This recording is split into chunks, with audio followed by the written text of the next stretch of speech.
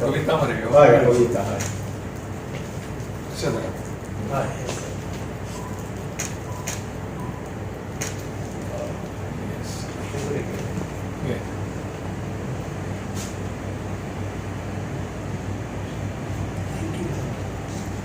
माझे मित्र निवृत्ती शिरोडकर यांच्या कविता संग्रहाचं प्रकाशन आत्ताच नुकतंच माझ्या हस्ते झालेलं आहे. निवृत्तीचा परिचय तसा पत्रकार म्हणून पेडणे महालात माझा जुना परिचय आहे, परंतु त्याही पेक्षा एक कवी मनाचा माणूस. हे दोन्ही शब्द जाणून बुजून वापरतो, कवी मनाचा माणूस, कारण आज माणसामध्ये कवी मन हरवत चाललेलं आहे. माणूस हा माणूस राहत नाहीये अशी अवस्था झालेली असताना कवितेची जी स्पंदनं असतात अंतर्मनातील, ती स्पंदनं लेखणीच्या स्वरूपातनं आपण लिहून सगळ्या लोकांसमोर ठेवली. त्याबद्दल मी निवृत्ती शिरोडकरांचं मनपूर्वक अभिनंदन करतो आणि धन्यवादही देतो. एक चांगली कलाकृती, साहित्यकृती लोकांसमोर ठेवली.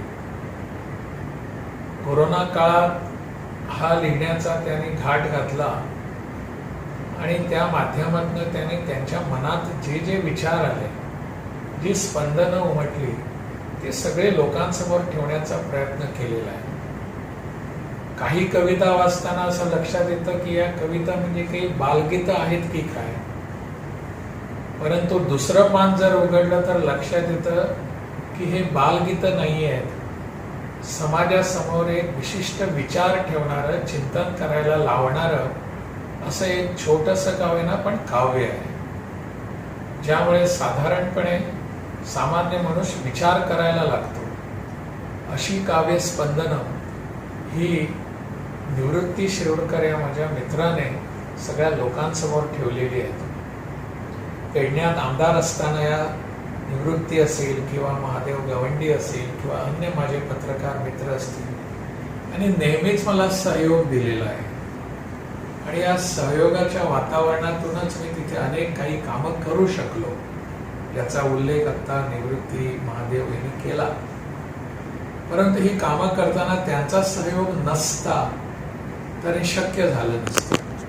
लोकांनीही तिकडच्या मला भरभरून असं प्रेम दिलं, सहकार्य केलं. या सगळ्या गोष्टींचा आज आढावा घेण्याचं कारण एवढंच की एवढ्या दूरवरून, पेडण्याहून माझे हे मित्र, 4 मित्र इथे उपस्थित झालेले आहेत आणि त्यांचा आग्रह एवढाच की या पुस्तकाचं प्रकाशन माझ्या हातातून व्हावं, अशी एक त्यांनी माझ्यावर एक माया म्हणा किंवा प्रेम जे केलेलं आहे त्याची पावती मला देणं गरजेचं होतं. म्हणून त्यांचं मी या राजभवनात, केरळच्या राजभवनात स्वागत तर करतोच आहे, पण त्यांना धन्यवादही देतो. मला आज अत्यानंद होत आहे का दुसऱ्या राज्यातील राजभवनमध्ये आणि आमचे गोव्याचे माजी मंत्री असताना ज्यांनी कार्य गोव्यासाठी आणि आपल्या पेडणे मतदारसंघासाठी केलं ते कार्य उल्लेखनीय आहे आणि त्यांच्या हस्ते हे पुस्तक होणं हा माझा एक मोठा आनंदाचा मी क्षण मानेन. आयुष्यात मी तो तेवत ठेवीन. आणि अंतर्मनातील स्पंदने हे पुस्तक ज्यावेळी निर्माण करण्याचा माझा विचार आला, तो काळ अत्यंत खडतर काळ होता, कोरोना काळ होता, जग हादरलं गेलं. त्यामुळे आम्ही पत्रकारिता क्षेत्रात वावरत असताना आमच्यावर निर्बंध आले, सार्वजनिक ठिकाणी फिरणं कठीण झालं. त्यावेळात एक कविता माझी सुचत गेली आणि मी कविता लिहित गेलो. हे माझं 4थं पुस्तक आहे आणि आज माननीय राज्यपाल आर्वेकर सर यांच्या हस्ते ते प्रकाशित होतं. हा मला आनंद मी शब्दाने मांडू शकत नाही. त्याने आम्हाला वेळ दिली, आमचं या ठिकाणी जोरदार स्वागतही केलं आणि हा क्षण विसरणे आयुष्यात या तरी शक्य होणार नाही असं मी सांगतो. आणि सरांना ज्यांचे विचार म्हणजे खूप आहेत, पेडणे मतदारसंघात ज्यावेळी ते आमदार म्हणून निवडून आले, तो काळ आजही मी सुवर्ण अक्षरांनी लिहून ठेवलेला आहे. ज्यावेळी एखादा आमदार निवडून आला की आपला वाढदिवस साजरा करतो किंवा मोठी पार्टी साजरी करतो, आणि ही पार्टी किंवा वाढदिवस साजरे करत असताना जे मतदारसंघातील असेल किंवा इतर कोण कंत्राटदार असेल किंवा वेगळं काम करत असेल त्यांच्याकडून पैसे घेऊन मोठमोठ्या जाहिराती द्यायच्या. परंतु ज्यावेळी आमचे मंत्री माननीय राजेंद्र आल्लेकर ज्यावेळी मतदारसंघातून निवडून आले, त्यांनी कधीच तसल्या प्रकारची जे गैरकृत्यही केले नाही आणि वाईट व्यवसायाला कधी थारा दिला नाही. तो क्षण आजही आठवतो.